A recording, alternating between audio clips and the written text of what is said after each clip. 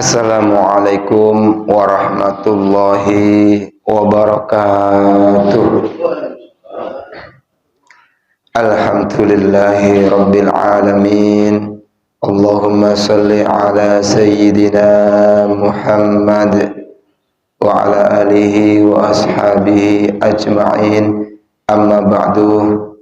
Yang kami muliakan, yang kami hormati para alim, para ulama, bapak-bapak, ibu-ibu, saudara-saudari yang dimuliakan oleh Allah Subhanahu wa ta'ala. Alhamdulillah, pada pagi hari ini kita masih diberi kekuatan oleh Allah Subhanahu wa ta'ala, khususnya kuat iman, sehingga pada hari ke-21 di bulan Ramadan ini kita mampu beribadah kepada Allah Subhanahu wa ta'ala.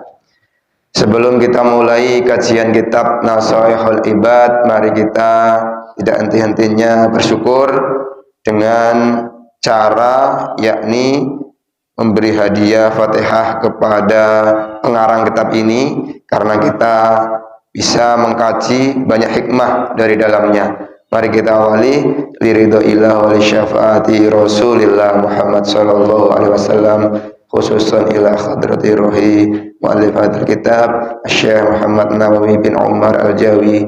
Sya'ulillah Al-Fatihah. A'udzu billahi minasyaitonir rajim. Bismillahirrahmanirrahim. Alhamdulillahi rabbil alamin, arrahmanir rahim, maliki yaumiddin. Iyyaka na'budu wa iyyaka nasta'in. Ihdinas siratal mustaqim, siratal ladzina an'amta 'alaihim ghairil maghdubi 'alaihim waladdallin. Amin. Wa nakhussu khususan man jama'na fi hadzal musalla. Sya'ulillah Al-Fatihah. A'udzu billahi minasyaitonir rajim. Bismillahirrahmanirrahim. Alhamdulillahi rabbil alamin, arrahmanir rahim, maliki yaumiddin. Iyyaka na'budu wa iyyaka nasta'in. Ihdinas siratal mustaqim, siratal ladzina an'amta 'alaihim ghairil maghdubi 'alaihim waladdallin. Amin. Bismillahirrahmanirrahim. Kita akan bahas makalah yang ke-21 agar ada kesinambungan dan murojaah kita. Mari kita review pertemuan yang lalu, yakni makalah yang ke-20. Bapak Ibu rahimakumullah, makalah kemarin yang ke-20 itu dari Imam Hatim Al-Asham, yang kemudian menyampaikan sebuah makalah. Makalah ini isinya adalah tergesa-gesa itu merupakan sifat syaitan. Jadi ketika kita mengerjakan sesuatu secara tergesa-gesa, itu sama dengan kita mengikuti sifatnya syaitan. Tergesa-gesa itu seperti apa maksud dan definisinya? Tergesa-gesa itu adalah menyegerakan sesuatu di mana sesuatu itu belum waktunya, menginginkan tujuan yang tujuan itu belum saatnya kemudian ada. Tergesa-gesa, hingga dengan tergesa-gesa seseorang itu mempunyai resiko negatif yang lebih banyak, bahwa kemudian prosedurnya dilanggar, bahwa kemudian tidak mengindahkan analisis terkait resiko dan lain seterusnya. Tentu berbeda dengan cepat. Kalau cepat itu memang sudah saatnya dan eksekusinya gitu. Eksekusi untuk melaksanakannya lebih cepat itu. Jadi kalau kemudian tergesa-gesa tidak mengindahkan SOP, kemudian ingin sesuatu yang belum saatnya, maka cepat beda. Cepat itu ya kita sudah pada saatnya dan kita kemudian melaksanakan itu secara singkat gitu. Nah, tergesa-gesa adalah sifat seton. Tapi ada 5 hal yang merupakan tergesa-gesa dan itu bukan sifatnya setan, tapi adalah sunnahnya Nabi Muhammad SAW. Yang pertama adalah it'amud dhaif, memberi makan tamu. Jika ada tamu ke rumah kita berkunjung, maka mari kita segerakan tergesa-gesa untuk menjamu. Lebih-lebih tamu itu bermalam. Itu yang pertama. Yang kedua adalah tergesa-gesa untuk kemudian mengurus jenazah atau mayit. Jika ada kemudian saudara muslim kita sedang berduka, keluarganya meninggal, maka sunnah Rasul adalah untuk menyegerakan agar segera diurus, tidak kemudian dibiarkan. Yang ketiga adalah bersegera menikahkan anak perempuan yang memang sudah saatnya, itu yang sudah waktunya menikah, yang sudah tanda kutip ada calonnya, yang sudah dewasa atau sudah layak gitu. Kategori layak dan dewasa tentu banyak aspek yang harus dilihat. Kalau dari undang-undang pernikahan di Indonesia misalkan gitu, usia itu dibatasi, ada usia minimal, kemudian seseorang anak bisa nikah. Misalkan kemudian diterangkan dalam undang-undang pernikahan maupun KHI, usia perempuan itu semula 16, kemudian dinaikkan ke 19. Usia laki-laki 21 tahun, semula 19 misalkan. Tujuannya apa? Tujuannya tentu adalah untuk kemaslahatan, bahwa nikah itu adalah misalkan agar terbinanya keluarga yang sakinah mawaddah warahmah. Maka dengan aspek pertimbangan usia itu akan menuju ke sana. Jika anak-anak dinikahkan dari sisi mental belum siap, maka dalam perjalanan keluarganya akan sering cekcok. Meskipun yang dewasa juga ada, tapi bahwa kematangannya bisa kemudian memberi solusi, bisa kemudian menenangkan, bisa kemudian dua-duanya saling mengalah dan lain seterusnya gitu. Nah, kalau kemudian anak-anak belum waktunya nikah dinikahkan, itu dalam konteks regulasi di Indonesia itu harus ada izin pernikahan, wali yang izin ke pengadilan, bahwa kemudian ada izin nikah bagi anak yang mungkin ada masalah atau yang mungkin ada sesuatu yang harus disegerakan.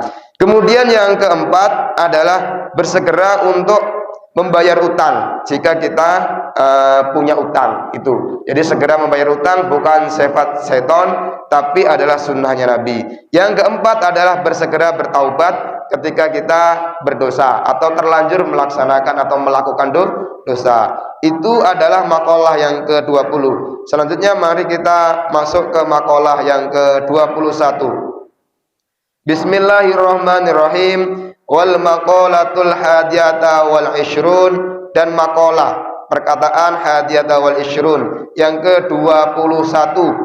Qala Muhammad ibnu ad-Dauri, berkata Muhammad bin Dauri rahimahullahu ta'ala, mudah-mudahan Allah subhanahu wa ta'ala memberi rahmat kepada Syekh Muhammad bin ad-Dauri, bahwa Muhammad bin Dauri menyampaikan, syaqa iblis bi khamsati asya'in, iblis itu celaka karena 5 hal, yakni yang pertama lam yakurru bidzambi, yakni lam yakirru bidzambi, tidak mengakui akan dosanya, lam yu'taraf bihi ala nafsihi, atau tidak mengetahui terkait dosa itu dan apa yang terjadi di dalam dirinya. Yang pertama, jadi bahwa yang pertama iblis itu celaka karena 5 hal, yakni karena tidak mengakui bahwa dia dosa. Dosa justru bangga, dosa justru tidak menganggap itu hal yang harus segera bertaubat dan seterusnya. Apalagi mau taubat, mengakui bahwa itu dosa, itu tidak ada di dalam diri iblis. Nah, ketika itu terjadi, maka celakalah seperti itu. Dan insya Allah itu hanya untuk iblis, mudah-mudahan manusia tidak. Tapi kalau ternyata ada, berarti manusia itu kategorinya kategori iblis, meskipun dia seperti tanda kutip secara jasmani, secara fisik manusia. Maka jangan sampai kemudian kita termasuk kategori iblis, di mana apa? Dosa tapi tidak mengakui. Yang pertama, jadi mereka kemudian akan celaka karena iblis itu celaka dengan 5 hal, yaitu tidak mengakui akan dosanya. Yang kedua adalah walam yandam, dan kemudian tidak bersedih, alam yahzan ala dzambihi, atau tidak bersedih atas dosa-dosanya. Setelah tidak mengakui, iblis pula tidak bersedih. Jadi sudah berbuat dosa, tidak mengaku bahwa itu pelanggaran, tidak mengaku bahwa itu dosa, tidak pula ada rasa sedih. Itu yang akan membuat celaka. Dan itu iblis yang kemudian seperti itu. Ya. Kemudian yang ketiga, walam yalum, dan tidak mencela nafsahu terhadap dirinya sendiri, ala fi'lihi, atas apa yang dikerjakan. Misalkan ada segerombolan manusia, sekelompok manusia, biasanya sih ada kecenderungan seseorang itu terbawa arus komunitas gitu. Maka seseorang itu dilihat pada lingkungan dan komunitasnya. Jika komunitasnya baik, maka akan menggiring person to person ke arah kebaikan. Kenapa? Karena dari kajian psikologi personal, itu akan terbawa arus psikologi massa. Dan psikologi massa itu dipengaruhi kepada personifikasi yang ditokohkan. Jadi jika ada kelompok, kemudian ketua kelompoknya ini yang harus dipotret. Kalau ketua kelompoknya baik, insya Allah akan mampu membawa gerbongnya kepada kebaikan. Tapi kalau kelompoknya, ketuanya ini kurang baik, dan anggota-anggotanya juga iya aja, maka arahnya tentu belum bisa dipertanggungjawabkan akan menuju kepada kebaikan. Nah, kadang kan ada nih muda-mudi yang kemudian suka seperti itu, bahwa kemudian mereka bangga ketika mengerjakan hal yang dilarang, merasa hebat dan lain seterusnya. Minumlah dia minum-minuman yang diharamkan. Maka ketika itu terjadi, ya semestinya harus kita tegur dan bangga, malah tidak bersedih habis kongko, habis melakukan perbuatan dosa, habis minum yang diharamkan misalkan. Nah, itu kemudian harus kita sampaikan bahwa tidak boleh seperti itu, karena jatuhnya dia akan celaka sebagaimana celakanya iblis. Kemudian ya tentu ketika dia tidak bersedih, tidak akan mencela ini perbuatannya. Dan ketika itu akan berulang sampai kemudian ya harus ditobatkan gitu. Oleh siapa? Ya oleh orang yang mampu memengaruhi komunitas tersebut, oleh orang yang berpengaruh. Jika kemudian ada, ya bagus. Jika kemudian tanda kutip tidak ada, harus dicarikan yang lebih kuat. Kalau kemudian kita mau dakwah misalkan, maka kembalinya ke kita, kuat atau tidak. Maka ada ulama-ulama yang memang concernnya kepada wilayah yang remang-remang dan wilayah yang tanda kutip gelap. Wakila Gus Hamim Jazuli Gusmi itu dakwahnya ke tempat-tempat yang gelap tadi, ke tempat-tempat lokalisasi. Tapi apa? Bahwa Gusmi ini punya punya kuasa kuat gitu, kuat agamanya, kuat mentalnya, hingga kemudian tidak terbawa arus, hingga kemudian bisa mengubah wilayah itu. Nah, ketika kita memang mau ke sana, harus kita kuatkan dulu diri kita, harus kuatkan dulu mental kita, harus kuatkan dulu iman kita, bahwa ketika kita belum kuat ke sana, nanti menyalahkan hal eksternal. Misalkan orang akan cenderung menyalahkan eksternal ketika ingin tanda kutip membenarkan diri, pembelaan diri, bahwa kemudian banyak yang menyorot, misalkan ini permisalan aja ya, harus ditutup, harus digerebek, harus dibongkar misalkan. Itu sebenarnya kuat dan tidak iman kita. Jadi setiap hal itu kan perlu ujian. Nah, begitu kemudian hal-hal yang menjadi ujian itu tidak ada, pertanyaannya bagaimana iman kita kalau kemudian semuanya berjalan mulus? Tentu tidak ada naik kelas nih. Nah, maka sebenarnya mau warung itu buka di saat Ramadan, mau tidak, itu tidak berimplikasi apapun kepada hamba Allah yang imannya kuat. Mau ada warung buka, tidak masalah, tapi kemudian akan menjadi pembelaan bagi mereka yang tanda kutip mengatasnamakan dakwah ke misalkan kemudian menyergap atau membubarkan atau menutup atau sebenarnya pulangnya ke sana. Maka mau ada gereja, mau ada tempat ibadah lain, kalau kita kemudian imannya kuat, justru akan menambah iman bahwa itu tanda-tanda kuasa Allah, sunnatullah, ada umat selain umat Islam. Nah, demikian juga tanda kutip dalam konteks ini ya ketika kita tanda kutip tadi melakukan dosa dan lain seterusnya, mari kita bersegera untuk ya mencela diri, kemudian bersedih, dan kemudian walam ya'zam, dan berniat. Nah, ini walam ya'zam, dan tidak berniat ala taubatin, terhadap taubat. Jadi kalau iblis dibilang celaka, kategori yang keempat, karena iblis ini tidak pernah ada niatan untuk bertaubat atas dosa-dosa yang dikerjakan. Wa qanato, dan terputus min rahmatillahi, dari rahmatnya Allah subhanahu wa ta'ala. Yang kelima, kenapa iblis celaka? Karena yang kelima, iblis terputus dari rahmatnya Allah. Kenapa terputus?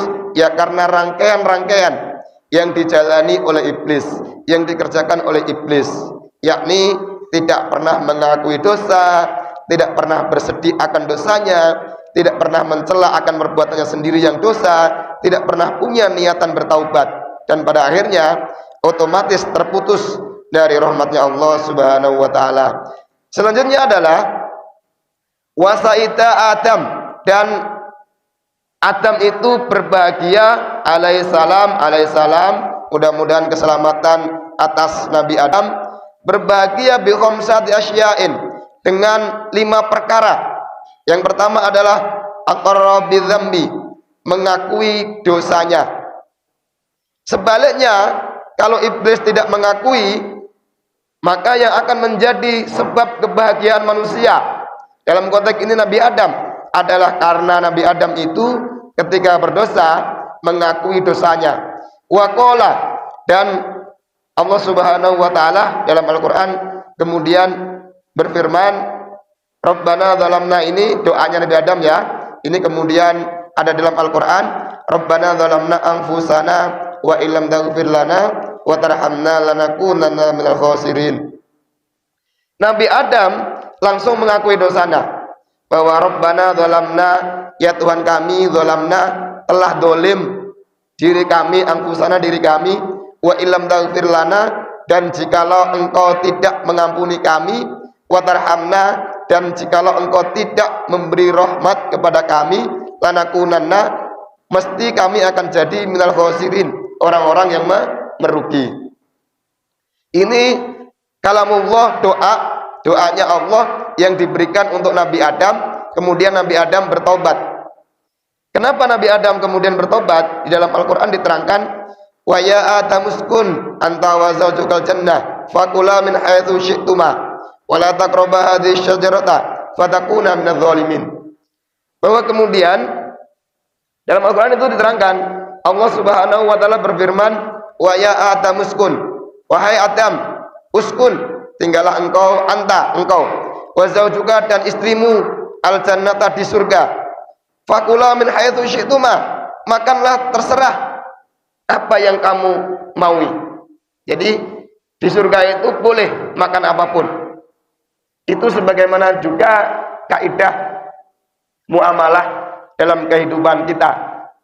Al aslu fil asya lil muamalah al ibahah hatta yadulu ala dalili tahrimihi.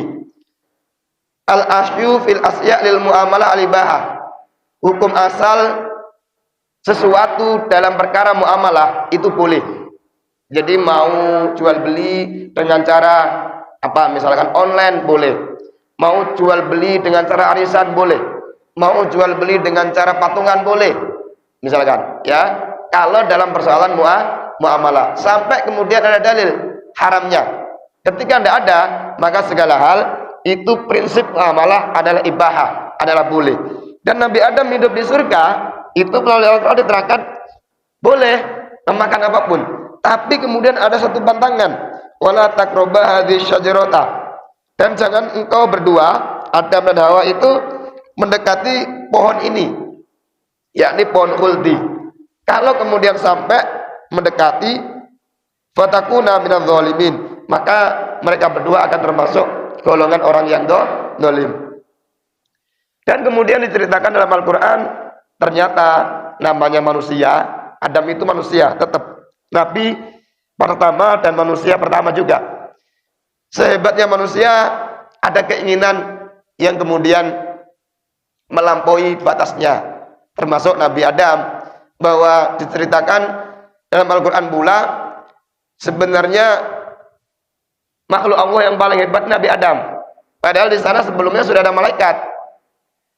Bahwa kemudian yang membedakan malaikat dengan manusia dalam konteks ini Nabi Adam adalah ilmu. Maka ketika di awal wa idz qala rabbuka lil malaikati inni ja'ilun fil ardi khalifah, malaikat protes. Qalu ataj'alu fiha may yufsidu fiha wa yasfiku dima. Ya Allah, apakah engkau akan menjadikan manusia di mana akan yufsidu fiha, merusak dalamnya, wa yasfiku dima, dan akan menumpahkan darah, gitu ya. Ternyata bukan itu konteksnya. Konteksnya adalah ilmu yang